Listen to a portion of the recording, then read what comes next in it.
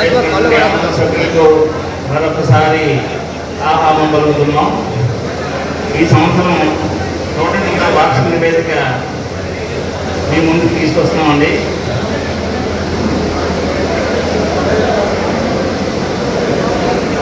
మంచి పురోగతి కనబడుతుంది.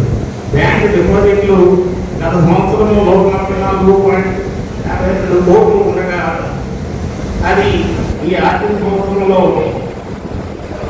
15.58 కోట్లకు పెరిగి ₹140.02 కోట్లకు పెరిగింది. అలాగే వడ్డీ రేట్ ఇస్తున్నాం, ఈ బుక్లో మెన్షన్ చేయడం జరిగింది. అలాగే అప్పుడు వడ్డీ రేట్ కూడా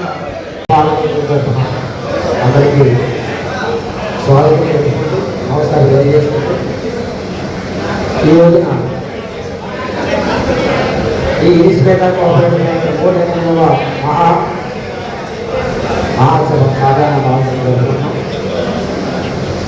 మీరు దయచేసి కూర్చుంటే మన మీద మాట్లాడకూడదు. దయచేసి కూర్చోండి. సాయంత్రం 5 గంటల వరకు మీరు అడిగిన ప్రశ్నలకి సమాధానం ఇవ్వడానికి సిద్ధంగా ఉన్నాం. ఇక్కడ దయచేసి బ్యాంకు అభివృద్ధి కోరుకోవడం మీకు ఏమైనా అనుమానం ఉన్నా సరే ఇక్కడ చెప్పడానికి రాష్ట్ర ఫెడరేషన్ పెద్దలు వచ్చారు. దానికి అందరూ కూడా సమాధానం చెప్తారు. రాష్ట్ర ఫెడరేషన్ పెద్దలు వచ్చారు కాబట్టి వాళ్ళు కూడా 1995 యాక్ట్ని గత 30 సంవత్సరాల నుంచి వాళ్ళు బ్యాంకుని పరిపాలించుకుంటూ ఎత్తున్నారు. అందులో ఉన్న లోటుపాట్లు అన్ని చెప్తారు. రాఘవేంద్ర గారు వచ్చారు. మాకు ఆంధ్రప్రదేశ్ ఉన్నమాట. దాంట్లో 43 బ్యాంకులు ఉన్నాయి. దానికి మాకు గౌరవ అధ్యక్షుడిగా మా మానవీయులు గారు, అధ్యక్షుడిగా చిట్టూరు రవీంద్ర గారు, కాకినాడ పవర్ బ్యాంక్, అది కూడా 95 యాక్ట్లో వెళ్ళింది. ఆయన కూడా ఎంపీగా ఎమ్మెల్యేగా వాళ్ళ పాలకవర్గంలో చాలామంది పెద్ద పెద్ద ఇంజనీర్లు కానీ ఆయుధులు కానీ వ్యాపారస్తులు గారు ఉన్నారు. వాళ్ళు కూడా 95 యాక్ట్లో ఇవ్వడం జరిగింది. అలాగే విశాఖపట్నం బ్యాంకు 30 సంవత్సరాల నుంచి 95 ఇవ్వడం జరిగింది. తణుకు బ్యాంకు, వాణి బ్యాంక్ కూడా 90లో ఇవ్వడం జరిగింది. గుంటూరు బ్యాంక్ 90లో ఇవ్వడం జరిగింది. ఖమ్మం బ్యాంక్ 90లో ఇవ్వడం జరిగింది. అవ్వా బ్యాంక్ 95లో ఇవ్వడం జరిగింది. ఇలాగా చాలా బ్యాంకులు గత 30 నుంచి 20 సంవత్సరాలు వరకు కూడా 95లో ఉన్న బ్యాంకు అపోహలు కల్పిస్తూ సభ్యుల్ని చాలా ఆందోళనకారి పెట్టుకుని చేస్తున్నారు కొంతమంది సభ్యులు. దయచేసి మీకు ఏ అనుమానం ఉన్నా, దీని మీద యాక్ట్ మీద ఏ ఇబ్బందులు ఉన్నా అడగండి. అడిగి అనుభవం ఉన్న వ్యక్తులు వచ్చారు రాఘవేంద్రరావు. ఎందుకంటే మాకు కొత్త కాబట్టి గత 4 సంవత్సరానికి కూడా ఫెడరేషన్ వారు 90 వెళ్ళడం జరుగుతుంది. 90లో రావడం కారణం ఏంటంటే 64లో ఉన్న బ్యాంకులు ఇంచుమించు 15 బ్యాంకులు వచ్చారు. మచిలీపట్నం బ్యాంకు, ఉరవకొండ బ్యాంకు, ఇప్పుడు గురువారి బ్యాంకు, తర్వాత తిరుపతి బ్యాంక్ ఇంకా పిఎస్సీలో జరుగుతుంది. ఇంకా అలాగా చాలా బ్యాంకులు పాలకవర్గా లేక బ్యాంకుల్ని మూసివేయడం జరుగుతుంది. ఇక్కడ 95 వచ్చినప్పటికీ కంటిన్యూ ఎవరో పాలకవర్గం ఉంటారు. నేనే ఉండక్కర్లేదు, ఇంకోటి వస్తారు పాలకవర్గంలో. నేను ఏదైతే శాస్త్రం కూడా అనుకోలే. కొంతమంది వ్యక్తులు ఏదో నేను స్వాస్థ్యంగా వాళ్ళబాబు జోబులో పెట్టుకెళ్ళిపోతున్నారు. అవసరం లేదు. నాకు అవసరం ఉన్న ఈ బ్యాంకులో కూర్చుంటే అవసరం. సభ్యులు ఎవరు రోజులో పెడితే వాళ్ళే ఉంటారు. సభ్యులు ఎవరు కావాలి కోరుకుంటే వాళ్ళే ఉంటారు. బ్యాంకుని అభివృద్ధి ఎవరు చెప్తున్నారో సభ్యులు కోరుకుంటారు తప్ప మనం ఏదో మాట్లాడేసి ఈ డబ్బులంతా కొంతమంది మాట్లాడుతున్నారు. డబ్బులన్నీ బ్యాంకులో పట్టుకెళ్ళి ఊరంతా పంచిపెడుతున్నారు. అసలు ఏం మాట్లాడుతున్నారు కూడా సభ్యులు కూడా అర్థం చేసుకుని తెలియదు. ఇలాంటి మీరందరూ కూడా వెళ్ళి ఇతర బ్యాంకులు కనుక్కోండి. 95 యాక్ట్లో ఏమున్నాయో కనుక్కొని వస్తే మాట్లాడితే బాగుంటుంది. అది బ్యాంకులు పాటు చేయకండి దయచేసి. ఇవాళ నేనున్నాను, ఇవాళ మీరున్నారు. బ్యాంకులు పాటు చేయాలి. స్వాతంత్రంలో బ్యాంకులు ఇక్కడ. అందువలన బ్యాంకు దృష్టిలో పెట్టుకొని మాట్లాడదు తప్ప వ్యక్తిగతంగా ఎవరు మాట్లాడదు. వ్యక్తిగతంగా ఎవరికి ఇక్కడ ఉండవలసిన పని లేదు. వ్యక్తిగతంగా ఎవరికి ఇంట్లో పుస్తకాల్లో పని లేదు. దయచేసి ఎలక్షన్లో దగ్గర ఎవరో అవుతుంటారు. నమ్మకం ఉన్నాడు కాబట్టి ఎలక్షన్లో మమ్మల్ని ఎన్నుకుంటారు. అలాగే నమ్మకం లేదు కాబట్టి స్కూల్ బ్యాంక్ కాదు. మరి ఆర్యవరం బ్యాంక్ ఉంది, 64లో ఉంది. 5 సంవత్సరాలు ఎలక్షన్ పెట్టకుండా శాఖలో గెలిచింది బ్యాంకు. స్టేట్లో 5వ బ్యాంక్ ఎందుకు వెళ్ళింది? ఆత్మహత్య చేసుకోండి అంతే తప్ప ఇక్కడ ఏదో చేస్తున్నారు జాగిరా అవసరం లేదు. ఏంటి కూడా దయచేసి ఇది బ్యాంక్ మున్సిపల్ బ్యాంక్ కాబట్టి మున్సిపల్ బ్యాంక్ 108 సంవత్సరాల చరిత్ర బ్యాంకు. దీన్ని బతికించండి, మీరు అందరూ గవర్నమెంట్ బతికించండి కోరుకుంటూ మీకు నేను రైతు బ్యాంకు మీద ఏమైనా అభ్యంతరాలకి తెలుసుంటే పెద్దలు నాగేంద్ర ఉన్నారు, కంటిన్యూ మీటింగ్ అంటే ఆయనే మాట్లాడారు. దయచేసి నేను ఏమన్నా న్యాయవస్థగా కోరుతున్నాను. Thank you. ఈ రాష్ట్రంలో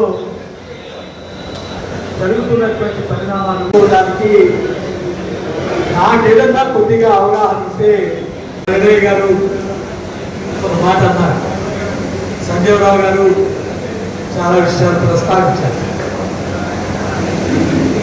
దీనిలో ఆవేశానికి పోవాల్సిన అవసరాలు ఏం లేవు. ఇది మంచా చెడ అనేటువంటి నిర్ణయించుకోవడానికి మనకు ఉన్నటువంటి మార్గాలు ఏమిటనేటువంటి మాత్రమే నేను మనవి చేస్తా ఉన్నాను. అసలు దారి తీసినటువంటి కారణాలు ఏమిటనేటువంటి మనం కనుక ఎటువంటి రాగద్వేషాలకి కారణం లేకుండా అవకాశం లేకుండా తెలుసుకోవడానికి యొక్క ప్రయత్నం చేస్తే దాని మంచి చెడ్డల గురించి మనం చర్చించుకోగలుగుతాం. నేను మాకు కూడా పెద్దలు నరేంద్ర గారు నాకన్నా గురించి కోఆపరేటివ్లు ఉన్నట్టున్నారు. నాకు 1980 నుంచి కొన్ని సంబంధాలు ఉన్నాయి. 1993 నుంచి విశాఖపట్నం కోఆపరేటివ్ బ్యాంక్ డైరెక్టర్గా ఉన్నారు.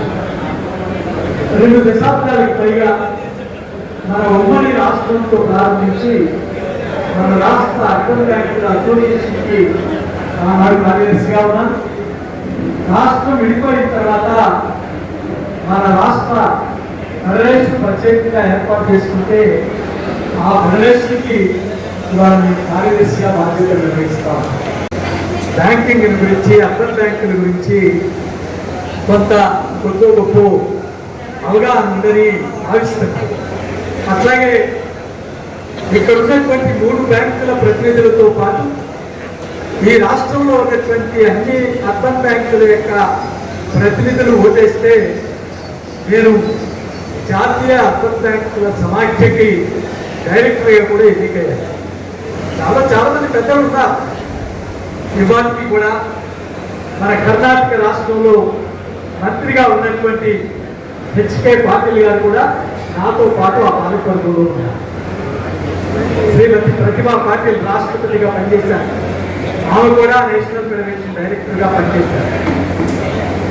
ఆఖరికి ఇప్పుడు కేంద్ర మంత్రిగా ఉన్నటువంటి అమిత్ షా గారు కూడా కొద్ది కాలమైన ఫెడరేషన్లో డైరెక్టర్గా ఉన్నారు.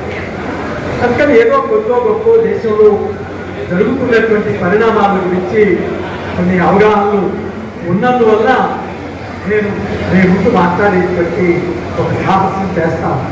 అనేటువంటి సుప్రసిద్ధ సహకారవేత్త మహారాష్ట్రలో ఉండేవారు. ఆయన మహారాష్ట్రలో మంత్రిగా పనిచేశారు, కేంద్ర మంత్రిగా పనిచేశారు, పార్లమెంట్ సభ్యులుగా పనిచేశారు. వారి నాయకత్వంలో కమిటీ వేశారు. సహకార వ్యవస్థకి మరింత స్వయం ప్రతిపత్తి కలిగించేటువంటి సిఫార్సులు చేయడం కోసం ఒక కమిటీని ఏర్పాటు చేసి ఆ కమిటీకి చైర్మన్గా పెట్టారు. ఆ కమిటీ ఇచ్చినటువంటి సిఫార్సులకు అనుగుణంగా ప్లానింగ్ కమిషన్ ఆధ్వర్యంలో 4 దశాబ్దాల క్రితమే 1991-92 ప్రాంతంలో ఒక మోడల్ యాక్ట్ని తయారు చేశారు. ఆ మోడల్ యాక్ట్లో ఇవాళ ప్రభుత్వాల యొక్క ప్రమేయం ఎక్కువైపోతా ఉంది. సహకార వ్యవస్థ అనేది పరస్పరం సభ్యులు ఏర్పాటు చేసుకునేటువంటి దీనిలో అధికారుల యొక్క జోక్యం, ప్రభుత్వాల యొక్క జోక్యం పెరిగిపోయి వాటి యొక్క ఉనికి ప్రమాదంలో పడుతున్నది. కాబట్టి వారికి ప్రత్యేక ప్రతిపత్తిని కల్పించాలని కూడా కోరారు. వారి సూచనలకు అనుగుణంగానే ఒక మోడల్ యాక్ట్ని ప్లానింగ్ కమిషన్ తయారు చేసి దేశంలో ఉన్నటువంటి అన్ని రాష్ట్రాలకి పంపించి ఆ రాష్ట్రాలు సహకార చట్టాలు చేసుకోవాలని కోరారు. 1995లో ఈ చట్టాన్ని తీసుకొచ్చి ఆమోదించారు. ఆ తర్వాత అనేక రాష్ట్రాలు మన పక్కనే కర్ణాటకలో సౌహార్ద చట్టం, సహకార చట్టం అనేటువంటి పేరుతో చట్టం చేశారు. మహారాష్ట్రలో ఆ చట్టంలో ఉన్నటువంటి నిబంధనలన్నింటినీ వారి యొక్క 1960 సహకార చట్టంలో మార్చుకున్నారు. ఆ రకంగా అనేక మార్పులు దేశంలో వచ్చినాయి. ఇంకా తర్వాత కాలంలో అంటే మన రాష్ట్రంలో 2 చట్టాలు శాసనసభ ఆమోదించినటువంటి 2 చట్టాల పరిధిలో సహకార సంస్థలు నడుస్తూ ఉన్నాయి. అది 64 చట్టం, 95 చట్టం. దీనిలో ఈరోజు మన ఆంధ్రప్రదేశ్లో ఉమ్మడి ఆంధ్రప్రదేశ్ పక్కన పెట్టండి, మన విభజిత ఆంధ్రప్రదేశ్ రాష్ట్రంలో 7 కోఆపరేటివ్ అర్బన్ బ్యాంకులు ఈ చట్ట పరిధిలో పనిచేస్తా ఉన్నాయి. ఒకటి అంతకుముందు విశాఖపట్నం కోఆపరేటివ్ బ్యాంక్ కూడా ఆ చట్ట పరిధిలోనే పనిచేస్తూ వచ్చింది. 1997లో మా బ్యాంకు ఆ చట్ట పరిధిలోకి మారింది. అక్కడి నుంచి 2014లో మన రాష్ట్రం విడిపోయే వరకు ఆ చట్ట పరిధిలోనే పనిచేసింది. రాష్ట్రం విడిపోకుండా ఉంటే ఇప్పుడు కూడా మేము ఆ చట్టంలోనే ఉండేది.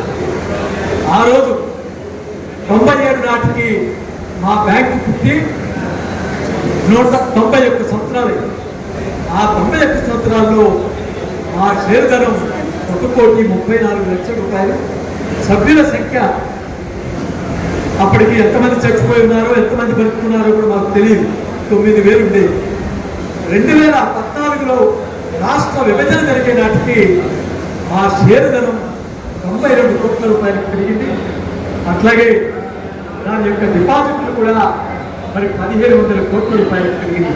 100 కోట్లు ఉన్నటువంటి డిపాజిట్లు 1,700 కోట్ల రూపాయలకు పెరిగింది. 1 కోటి రూపాయలు ఉన్నటువంటి షేర్ ధనం 92 కోట్ల రూపాయలకు పెరిగింది. అట్లాగే సభ్యుల సంఖ్య 48,000కి ఆ రోజు పెరిగింది. ఈరోజు రాష్ట్ర విభజన జరిగినందువల్ల మా బ్యాంకు 2 రాష్ట్రాల్లో ఉన్నందువల్ల బహుళ రాష్ట్రాల సహకార సంఘాల చట్టం కేంద్ర ప్రభుత్వ ఆధ్వర్యంలో ఉన్నటువంటి చట్ట పరిధిలోకి మారాల్సినటువంటి అనివార్యమైనటువంటి పరిస్థితి వచ్చింది. అందుకని ఆ రకంగా ఆ అనుభవం ఇవాళ ఏం జరుగుతా ఉందనేది కనుక చూస్తే ఇవాళ మరడే గారు ఒక మాట అన్నారు. అధ్యక్షులు వారు ఇతర బ్యాంకుల గురించి కూడా ప్రస్తావించారు. అది ప్రస్తావించుకుంటే బాగుండేది అని. కానీ మా ఆంజనేయులు గారు అనేక సందర్భాల్లో చెప్పారు. ఆర్యాపురం బ్యాంకుకి వచ్చి ఆయన చైర్మన్గా ఎన్నికైన తర్వాత ఆ బ్యాంకులో ఉన్నటువంటి మంచి పద్ధతుల్ని తీసుకొచ్చి విశాఖపట్నం కోఆపరేటివ్ బ్యాంకులో పెట్టి అమలు చేశామని ఆ రోజుల్లోనే అని. అందుకని ఇవాళ ఎక్కడ మంచి ఉంటే ఆ మంచి మనం తీసుకోవడానికి ప్రయత్నం చేద్దాం. చెడును తీసుకోమని నేను కోరను. భాస్కరరావు గారు ఏదో ప్రస్తావన చేశారు, సత్యనారాయణ గారు కూడా కొన్ని ప్రస్తావనలు చేశారు. మనం బ్యాంకుల్ని సొసైటీల్ని ఒకే రకంగా కట్టేస్తాం. సొసైటీలు వేరు, బ్యాంకులు వేరు. అది 64 యాక్ట్లో ఉన్నా 95 యాక్ట్లో ఉన్నా బ్యాంకింగ్ లైసెన్స్ ఇచ్చేది రిజర్వ్ బ్యాంక్, దాని పర్యవేక్షణ చేసేది రిజర్వ్ బ్యాంక్. ఈరోజు మేము ఉండేటువంటి పరిమితులు వేరు, బ్యాంకులకు ఉండేటువంటి పరిమితులు వేరు. కొంతమంది మిత్రులు మాట్లాడారు 95లో ఉంటే సర్వనాశనమే వాళ్ళ ప్రభుత్వం కంట్రోల్ ఉంటుంది. ఇవాళ నేను మనవి చేస్తా ఉన్నాను. ఎమ్మిగినూరు పేరున్నారా మన మిత్రులు? ఎమ్మిగినూరులో కోఆపరేటివ్ అర్బన్ బ్యాంక్ చేనేత కార్మిక నాయకులు ఆ బ్యాంకుని స్థాపించారు. చాలా గొప్ప వ్యక్తి ఆయన విగ్రహం కూడా ఉంది ఆ ఊళ్ళో. చాలా పెద్ద సంస్థని నిర్మించారు ఆయన. 30 ఏళ్ళు అయింది ఆ బ్యాంకుకి ఎన్నికలు జరిగి. 30 ఏళ్ళు అధికారులే, పరిపాలన అంతా అధికారులే. ఎక్కడుందనంటే 30 ఏళ్ల క్రితం ఎలా ఉందో ఈ రోజు కూడా అలాగే. ఆ మధ్యన మేము పెద్దలందరం విజయవాడ వరదలు వస్తే అన్ని బ్యాంకుల నుంచి విరాళాలు తీసుకుని చంద్రబాబు గారి దగ్గరికి వెళ్ళాం. ఆయన దగ్గరికి వెళ్ళేటప్పుడు ఒక మాట పెట్టాం, ఎలక్షన్లు పెట్టండి. 14 బ్యాంకుల్లో ఎలక్షన్లు లేవు, ఎలక్షన్లు పెట్టండి, మీకు నచ్చినటువంటి వాళ్ళు ఎన్నుకుంటారు. ఇవాళ కోఆపరేటివ్ అర్బన్ బ్యాంకుల్లో సహకార సంస్థ 64 కింద ఉంటే ప్రభుత్వం ఏదో మనకి సహాయం చేస్తున్నటువంటి ఆలోచనలు కొంతమంది ఉన్నట్టుగా నాకు అనిపించింది. అటువంటి సహాయం గత 100 సంవత్సరాల కాలంలో, గత 120 సంవత్సరాల కాలంలో నాటి బ్రిటిష్ పాలకుల దగ్గర నుంచి స్వాతంత్రం వచ్చిన తర్వాత ఏ పాలకులు కూడా అర్బన్ బ్యాంకులకు మాత్రం ఏ రోజు 1 రూపాయి కూడా ప్రభుత్వాల నుంచి సహాయం రాలేదు. మనం అడగలేదు, వారి దగ్గర తీసుకోలేదు. ప్రజల మీదే ఆధారపడి మన సంస్థలను నడుపుకుంటున్నాం. వారి విశ్వాసం ఉండాలి, వారికి కూడా నమ్మకం కలగాలి. నేను కాదంటాను, కానీ ఇవాళ ప్రభుత్వం ఏదో ఇస్తుంది అనేటువంటి భ్రమంలో మనం ఉంటే అది మాత్రం కరెక్ట్ కాదు. మనకి ఏ రకమైనటువంటి సహాయం చేయాలి. పైగా ఇప్పుడు మిత్రులు అడిగారు, అసలు మన డబ్బులు తీసుకెళ్ళి ఇంకో బ్యాంకులో ఎందుకు పెడుతున్నారు అనేటువంటి ప్రశ్నలు కూడా వచ్చింది. నాకు కొద్దిగా బ్యాంకింగ్కి సంబంధించి కూడా మనం అర్థం చేసుకోవాల్సినటువంటి విషయాలు.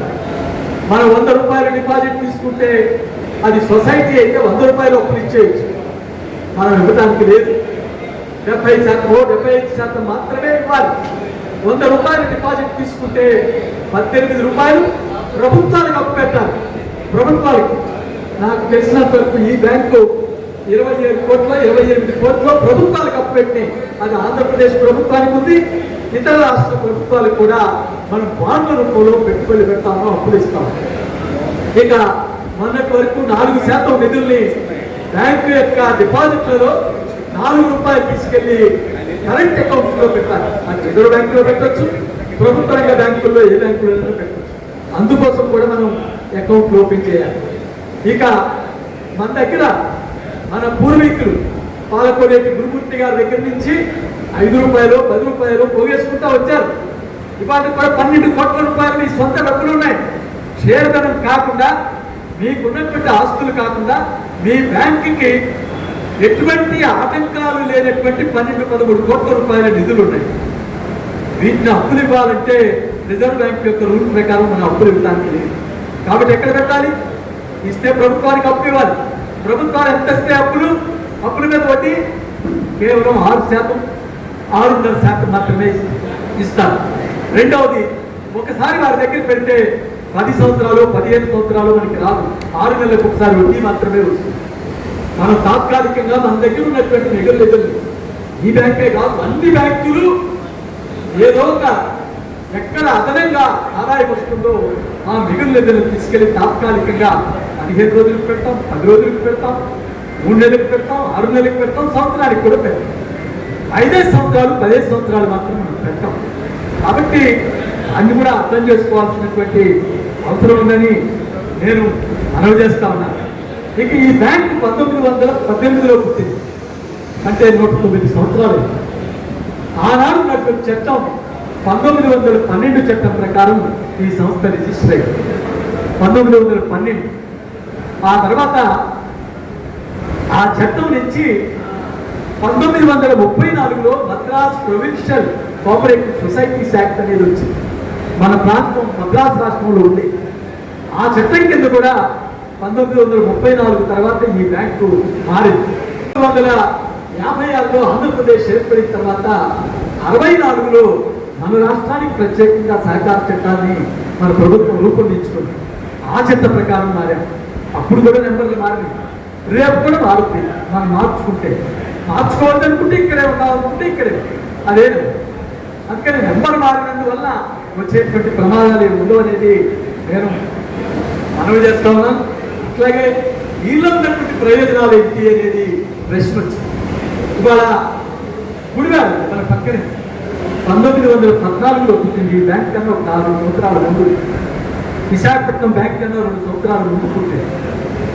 దానికి నేను ఇక్కడ ఎవరు రాజకీయంగా మాట్లాడుతున్నానని నేను అనుకోలేదు. ఒక తెలుగుదేశం నాయకుడు చైర్మన్గా ఉండేవారు. ఆయన అంటే ఇంకో తెలుగుదేశం నాయకుడికి పట్టదు. ఆయన పదవీ కాలం అయిపోయింది. ఎలక్షన్లు పెట్టడానికి వీల్లేదని ఆఫీసర్ని తీసుకొచ్చి పెట్టారు. 2 ఏళ్ళు. గతంలో ప్రభుత్వం ఉన్నప్పుడు పాపం ఆయనే కొనసాగించారు. ఆయన తెలుగుదేశం నాయకుడైనా పాత ప్రభుత్వం ఉన్నప్పుడు ఆయనే కొనసాగించారు. కొత్త ప్రభుత్వం వచ్చింది, ఆయన తీసేశారు. రెండో నాయకుడికి ఇష్టం లేదు. ఎమ్మెల్యే గారు ఆయనకి చెప్పలేడు, ఈయనకి చెప్పలేడు. ఎలక్షన్లు పెట్టరు. వీళ్ళిద్దరి మధ్య ఉద్యోగులు నలిగిపోతా ఉన్నారు. రెండోది, ఆ ఆఫీసర్ ఎవరైతే ఉన్నాడో నాకెందుకు వచ్చింది తగాదా అని తగలబెడతా ఉంటే ఇవాళ 30% నిరంతర ఆస్తులు ఎన్పిఎల్ పెరిగిపోయింది. రిజర్వ్ బ్యాంక్ వారు ఆక్షేపిస్తాం. ఎలా నడుస్తుంది బ్యాంక్? మచిలీపట్నంలో ఒక బ్యాంక్ ఉంది. అది కూడా మీ బ్యాంక్ అయితే 1918లో ఉంది. ఆ బ్యాంకు 108 సంవత్సరాలు అయిపోయింది. 15 సంవత్సరాలు అయింది. 15 సంవత్సరాలు ఎవరు అధికారంలోకి వచ్చినా ఎలక్షన్ ఎందుకు పెట్టట్లా? ప్రభుత్వానికి ఏమన్నా రూపాయలు ఉందా అక్కడ? ఎలక్షన్లు పెడితే ఎవరో ఒకరికి దానిలో సభ్యులు ఎన్నుకుంటారు. ఈ రకమైనటువంటి పద్ధతుల్లో ఇవాళ సహకార బ్యాంకుల్ని కొంతమంది నేను చూస్తూ ఉన్నాను. నాకు రాజకీయాలు ఉంది, ఐఎమ్ సారీ, నాకు కూడా రాజకీయాలు. నేను కమ్యూనిస్ట్ పార్టీ సభ్యుడు, కమ్యూనిస్ట్ పార్టీ నాయకుడు. నా బోర్డులో కాంగ్రెస్ వారు ఉన్నారు, తెలుగుదేశం వారు ఉన్నారు. మేమందరం ఐక్యంగానే ఉన్నాం. రెండవది, ఆ ఊళ్ళో అన్ని పార్టీలు ఉన్నాయి. ఎన్ని పార్టీలు ఉన్నాయి అక్కడ? విశాఖపట్నం కన్నా ఉన్నాయి, ఇక్కడ ఎక్కువ ఉన్నాయా? విశాఖపట్నం పెద్ద ఊరే కదా. 1,17,000 మంది స్టేట్ వర్కర్స్ ఉన్నారు విశాఖపట్నం కోఆపరేటివ్ బ్యాంకులో. 1,17,000. 33వ సంవత్సరం కూడా మా బ్యాంకు యొక్క ఎన్నికలు ఏకగ్రీవంగా జరిగినాయి అంటే ఈ అన్ని రాజకీయ పార్టీల యొక్క విశ్వాసం లేకుండా ఈ బ్యాంకుని నేను నడపగలుగుతున్నాను. అందుకే నేను ఎవరైనా మా దగ్గర నుంచి నేర్చుకోవాల్సింది ఏమన్నా ఉంది అని అనుకుంటే నేర్చుకోండి. అందరూ కలిసి కేంద్ర ప్రభుత్వం ఎన్నికలు నిర్వహించింది మాకు, అయినా కూడా ఏకగ్రీవంగానే జరిగింది. అందుకని నేను మనవి చేసేది ఎలక్షన్లు జరగవు అనేటువంటిది కరెక్ట్ కాదు. 1/5 నిరంతర నాయకత్వం ఉంటుంది. ఎలక్షన్లు ఏ పేరుతో వాయిదా వేయడానికి వీల్లేదు. ఎలక్షన్లు వాయిదా వేయడానికి వీల్లేదు. 64 యాక్ట్లో ఆ నిబంధనలు పెట్టమనండి. ఎలక్షన్లు వాయిదా వేయవద్దు అనేటువంటి నిబంధనలు పెట్టమనండి. మారాల్సిన అవసరమే లేదు. మారాల్సిన అవసరం ఏమిటి? ఎలక్షన్ని వాయిదా వేసే అధికారం కమిషనర్ కానీ మంత్రి గారికి కానీ లేదని చెప్పమనండి. ఇప్పుడు మన పక్కన కొవ్వూరులో ఎలక్షన్లు జరిగింది. ఎందుకు అంత వివాదం అవ్వాలి? అంత వివాదం అవ్వాల్సిన అవసరమే ఉంది. అట్లాగే అనేక చోట్ల ఏలూరులో ఎన్నికలు జరిగినాయి, శుభ్రంగా జరిగినాయి. కాకినాడలో ఎన్నికలు జరిగినాయి. కాకినాడకి ఎలక్షన్లు పెట్టడం మానేశారు. మా ఆయనే రవీంద్ర గారు పెద్ద ఆయన కాబట్టి ఆయనే కొనసాగించారు. అన్ని చోట్ల అట్లా జరుగుతుందా? మీ రాజమండ్రిలోనే బ్యాంకుకి ఎన్నికలు జరగకుండా కోర్టు ఉత్తర్వులు ఇచ్చినా కూడా అమలు చేయనటువంటి పరిస్థితి ఎందుకుంది? అందుకని మనం ఆలోచించుకోవాల్సింది, మన ప్రజల డబ్బు దీనిలో ఉంది, ప్రభుత్వ డబ్బు లేదు. మనమే ప్రభుత్వాలకు అప్పించాం. కాబట్టి ఈ సంస్థల్ని మనం కాపాడుకోవాలంటే వీటికి స్వయం ప్రతిపత్తి ఉండాలని నేను చెప్పడం ఎవరు చెప్పరా? భారత రాజ్యాంగ చట్టం చెప్పి 97వ రాజ్యాంగ సవరణ ద్వారా స్వయం ప్రతిపత్తి ఉండాలని, subject to the provisions of the part of the legislature of the state may by law make provisions with respect to the incorporation, regulation and winding up by the cooperative societies based on the principles of voluntary formation, democratic member control, member economic participation, autonomous function. ఇది మన రాజ్యాంగ చట్టంలో 243 జే అనేటువంటి నిబంధన కింద మన రాజ్యాంగ చట్టంలో. అంటే మనకు అసలు స్వతంత్రత ఉందా లేదా? మన స్వతంత్రతని మన సభ్యులు ఈ సంస్థను నిర్వహించుకున్నామా? కేవలం ప్రభుత్వ అధికారుల యొక్క మద్దతుతోనే మన సంస్థలు నిర్వహించుకున్నాం అనేటువంటిది ఆలోచించమని చెప్పి నేను మనవి చేస్తాను. చిత్తూరు కోఆపరేటివ్ బ్యాంక్ 1907వ సంవత్సరంలో మనందరికన్నా పురాతనమైంది. ఆ బ్యాంక్ కూడా 20 సంవత్సరాలుగా ఎన్నికలేదు. అట్లాగే కుప్పంలో చంద్రబాబు నాయుడు గారిని కలిసినప్పుడు చెప్పాం డబ్బులు ఇస్తూ. గత ఏడాది వాణి కోఆపరేటివ్ బ్యాంక్ వారు 95 చట్టంలోకి మారారు. వారికన్నా ముందు 3 ఏళ్ల క్రితం ఖమ్మం కోఆపరేటివ్ బ్యాంక్, ప్రకాశం జిల్లా ఖమ్మంలో ఉన్నటువంటి కోఆపరేటివ్ ఇప్పుడు మార్కాపురం జిల్లాలోకి వచ్చింది. ఆ బ్యాంక్ మారింది. మన రాష్ట్రంలో కనక మహాలక్ష్మి కోఆపరేటివ్ బ్యాంక్ విశాఖపట్నంలో ఉంది. బహుశా విశాఖపట్నం కోఆపరేటివ్ బ్యాంక్ తర్వాత కాకినాడ కోఆపరేటివ్ బ్యాంక్ పెద్దదైతే దాని తర్వాత స్థానంలో టైర్ 3 బ్యాంకుగా 1000 కోట్ల డిపాజిట్లు దాటినటువంటి 3 బ్యాంకులు ఉన్నాయి. ఆ 3 బ్యాంకుల్లో ఇవాళ ఆ కనక మహాలక్ష్మి కోఆపరేటివ్ బ్యాంకు, ఇవాళ గుంటూరు కోఆపరేటివ్ అర్బన్ బ్యాంక్ ఆ చట్టం కిందే పనిచేస్తూ ఉంది. అది 30 సంవత్సరాల నుంచి పనిచేస్తూ ఉంది. అట్లాగే పక్కన మన ఏలూరి కోఆపరేటివ్ బ్యాంక్ అని గుంటూరులోని ఒక బ్యాంక్ ఉంది, ఆ బ్యాంక్ పనిచేస్తూ ఉంది. అట్లాగే అబ్బా బ్యాంక్ మన ఆదోనిలో మాజీ ఎమ్మెల్యే రాజోటి రామయ్య గారు కాంగ్రెస్ పార్టీ కోశాధికారిగా రాష్ట్రానికి పనిచేసినటువంటి పెద్దలు వారి నాయకత్వంలో ఏర్పాటైనటువంటి నల్లా కోఆపరేటివ్ బ్యాంక్ అది కూడా ఈ రోజుకి 95 యాక్ట్లోనే పనిచేస్తాం. ఎందుకని ఏటిలోనూ మంచి లేదు, చెడు ఒకటే కనపడుతుంది అని అనుకుంటే నేను చెప్పలేదు. 64లో ఉన్నటువంటి ఎన్ని బ్యాంకులు పతనమైనయో మీరే ఆలోచించుకోమని చెప్పి నేను మనవి చేస్తాను.